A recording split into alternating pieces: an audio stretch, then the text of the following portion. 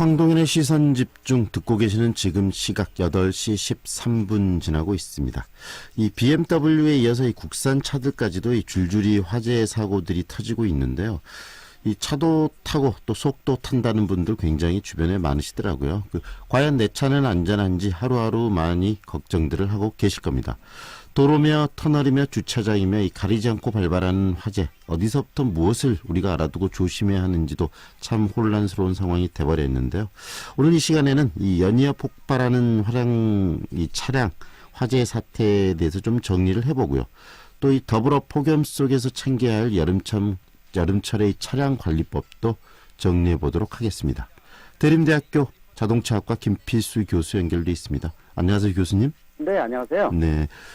지난 7월부터 우리 사회에서 이 자동차 폭발, 이게 굉장히 사회적인 이슈가 되고 있는데 어떻습니까? 네. 이 자동차 폭발 지금 얼마나 발생하고 있는지 파악이 좀 돼 있나요?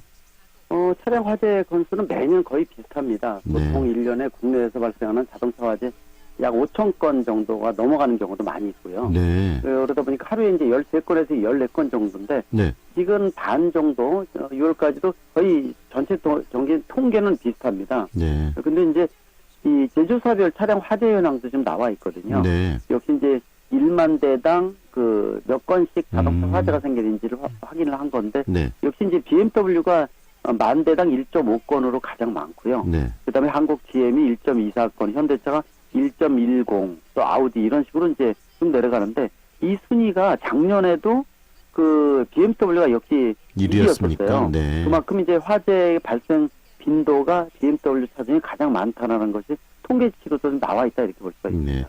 1년에 5천 건 이상의 화재가 발생하고 있다면 굉장히 좀 큰 건이고, 그다음에 자동차라는 것은 운전자 또는 탑승자들의 생명과 굉장히 밀접하기 때문에 이 화재 문제는 굉장히 심각한 문제 아니겠습니까? 네, 맞습니다. 그만큼 이제 직접적인 안전에 영향을 주고요. 네. 실제로 화재가 발생하는 경우에 운전자나 탑승자 입장에서는 공포감이 밀려들고요. 네. 아마 알레르기 반응이 생길 정도로, 그러니까 다시 운전을 하게 되면 트라우마가 생긴다 그랬죠. 네. 예, 운전석에 앉는다든지 하게 되면은 기억이 되살아난다는데 그만큼 직접 생명에도 지장을 줄 수가 있고요. 네. 또 얼마 전에도 자동차 화재가 생겼는데 이 조수석에 앉아있던 여성이 사망한 사고가 네. 있었거든요. 네. 그만큼 이제 이 화재가 번질 때 속도가 좀 느린 경우도 있지만 순간적으로 굉장히 빨라지는 경우도 있습니다. 네. 특히 이제 충돌이 일어난 다음에 발생하는 화재는 더더욱이 탈출 시간, 골든타임이 굉장히 적기 때문에 네. 그런 측면에서 지금 폭염 상태에서 계속 화재가 생긴다는 거 상당히 안전에 영향을 준다고 볼 수가 있습니다. 이렇게 많은 화재들이 발생하고 있다면 이 화재 원인에 대해서도 굉장히 또 정부 차원에서 분석과 연구가 좀 있었을 것 같은데요. 일반적으로 이렇게 차량에서 화재가 발생하는 이유들은 어디에 있다고 분석이 돼 있나요?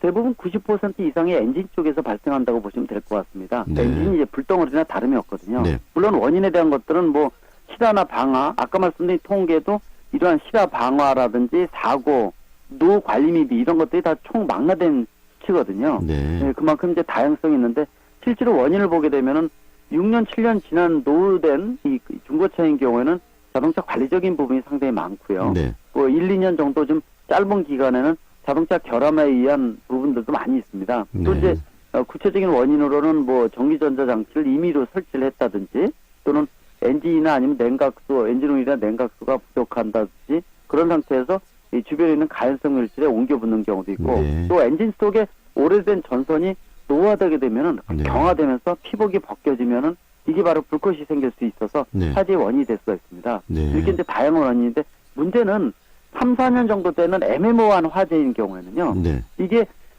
지금 BMW 같이 이 자동차의 결함이 매년 이 누적이 되면서 나중에 화재로 이어지는 경우가 있는데요. 네. 대부분 다 우리나라의 경우에는 이 자동차 운전자의 관리적인 부분으로 결정이 내리는데 네. 역추적 시스템이 없습니다. 네. 그래서 지금 이 경우에도 BMW 경우에도 아마 몇 주 전에 기억나시겠지만은 3일 동안에 5건의 520 디젤 모델이 집중적으로 화재가 생기면서 네. 그게 일종의 스모킹건 결정적 단서 역할을 했습니다.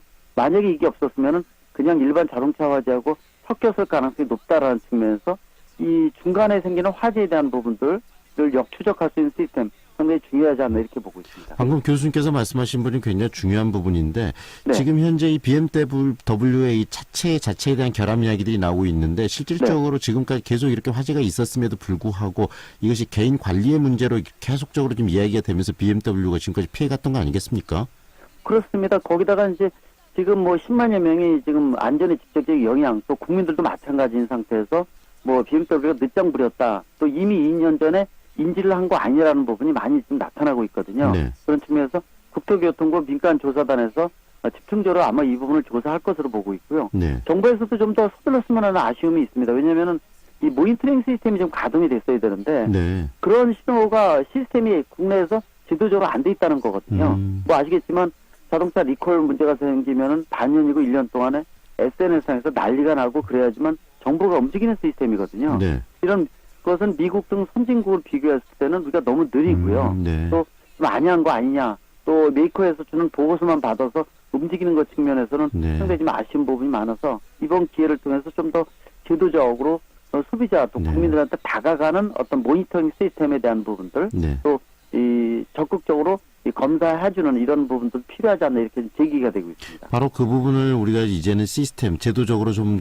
보완해야 되지 않을까 싶은데 정부가 특히 자동차는 좀 뭐 모든 국민들이 다들 이렇게 이용하고 있는 그런 이제는 뭐 대중적인 그런 뭐 생활 필수품이 돼버린 상황에서 이렇게 위험 속에 노출돼 있다라는 부분들 때문에라도 정부가 이제는 그 적극적인 어떤 방안들 정말 고민을 해야 되는데 지금까지 너무나 수동적으로 피동적으로 접근했다라는 것이 이런 문제를 더 확대시켰다는 생각이 좀 드네요. 맞습니다. 그런 측면에서 두 가지 측면으로 지금 다가서고 있는데요. 네. 민간조사단에서 이번에 BMW에 대한 리콜 방법 다음 달 진행하고 지금 긴급 점검 받고 있지 않습니까? 네. 운행 정지 명령도 내렸고요. 네. 근데 이런 부분들이 명확하지 못한 게 많습니다. 의혹 부분이 많다는 거거든요. 네. BMW에서는 하드웨어적인 EGR 부품에 이 쿨러에 문제가 있다 이렇게 얘기를 하고 있지만은 이게 이 같은 부품, 같은 공장이 생산되는 부품을 장착했음에도 불구하고 네. 다른 나라에서는 생기지 않고 국내에서만 유독 화재가 생기는 부분들은 다른 원인이 있다는 거거든요. 네. 이 부분이 이제 소프트웨어적인 부분이냐 하드웨어적인 부분이냐 종합적으로 좀 검토를 해서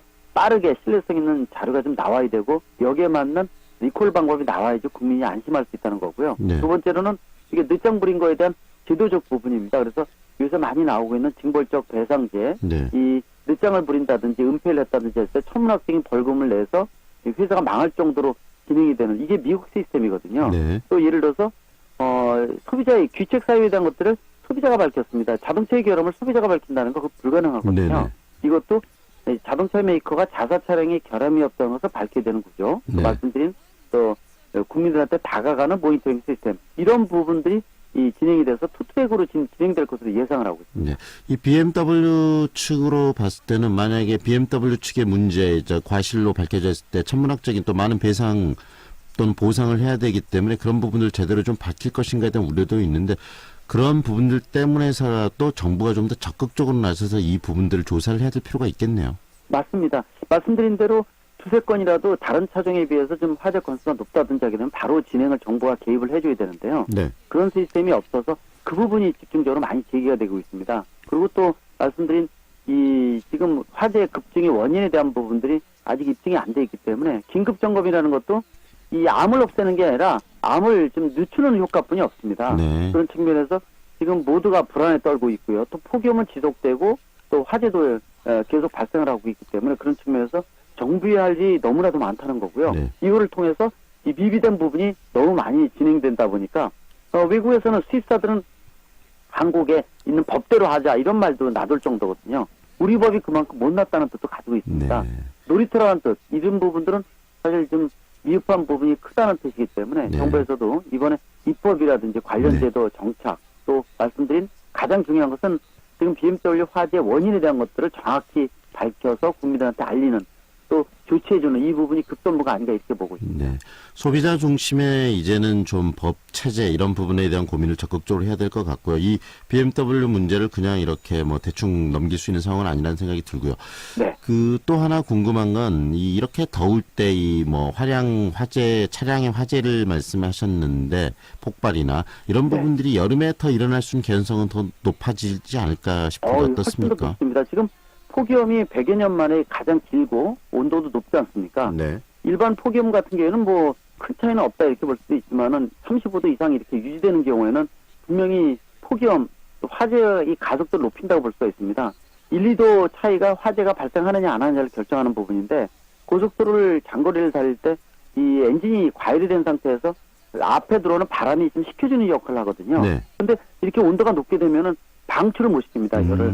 그래서 네. 이제 지금 보면 BMW 차종뿐만이 아니라 일반 차종도 화재가 계속 발표되고 있고 아마 매스컴을 통해서 보셨는데요. 그런 측면에서 이 노후된 차 같은 경우에는 장거리 가실 때 1시간, 1시간 반마다 쉬는 시간도 길어져야 되고요. 네. 관리적인 부분들, 특히 이렇게 폭염이 있을 때는 장거리를 무리하게 운행하는 것은 좀 지양을 하시는 게 좋고요. 또 실질적으로 운전자 입장에서는 뭐 전선이 탄다든지 또는 예를 들어서 자동차가 밟아도 안 나가다든지 이런 현상이 생기는데 이 화재가 생기기 전에 이 전조 현상이 너무 짧아요. 네. 그래서 골든타임이 상당히 적기 때문에 그런 측면에서 이 미리부터 조치해주지 않는다면은 전조 현상 가지고 미리부터 확인한다는 것은 간단한 부분이 아니기 때문에 더더욱 조심해야 되는 시점이 이런 폭염 상태의 자동차 운행이라고 볼 수가 있습니다. 네.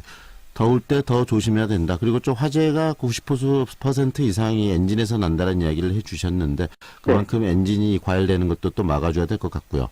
네. 어떻습니까? 이런 여름에 이 자동차 관리에 유의해야 될 부분들 좀 구체적으로 좀 알려주시죠. 네, 일반적으로 뭐 정비업소, 단골 정비업소에 들으셔서 당연히 확인을 하셔야 됩니다. 냉각수, 엔진 오일부터 배터리 성능이라든지 특히 아까 말씀드린 7, 8년 거의 10년 넘어가는 차종이 지금 현재 거의 30% 차지를 하고 있거든요. 네. 이렇게 엔진룸 속이 뜨거웠다 차가웠다 반복하게 되면은 전선 자체의 피복이 벗겨지면서 문제가 생기는 경우도 많습니다. 따라서 이런 경우에는 미리부터 정밀 점검을 해서 뭐 전선을 좀 바꿔준다든지 미리 조치를 해주게 되면 네. 화재 요인을 상당히 낮출 수가 있고요. 또 말씀드린 대로 노화되면 될수록 사람과 마찬가지로 무리하게 운행하지 마시라는 거 네네. 그런 부분도 또 자기 차에 대해서는 운전자만큼 잘하는 사람이 없기 때문에요. 평상시보다 냄새라든지 바닥에 떨어지는 물 색깔이 틀리다든지 네. 등등 여러 가지 부분을 보고 전조 현상을 미리 확인하시게 되면 사고를 좀 방지하는데 크게 도움이 된다고 판단할 수가 있습니다. 좀 꼼꼼하게 차량을 좀 살피는 그런 어떤 습관도 더 중요하겠네요.